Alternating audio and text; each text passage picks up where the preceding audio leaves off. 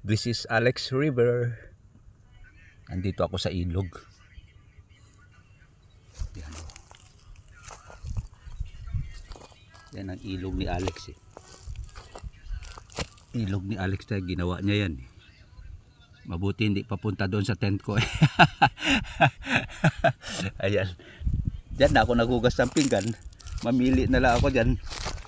Okay. Ganda dito sa bukid. Para kami naglalaro. Ayan. Ayan ang ilog ni Alex. Ayun si Alex oh. Siya ang gumawa niyan.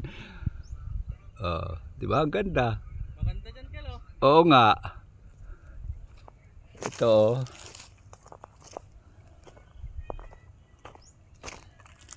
Ayun oh. Dito meron pang underground dito, Kelo. Oh, may underground. Parang kuweba. Oo.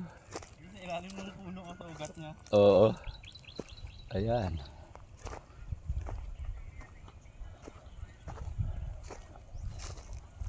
Ay, ito.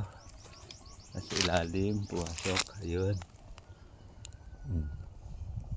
Ayun. So, malapit na lang pahugasan ng pinggan. Okay guys, love you guys. Good day.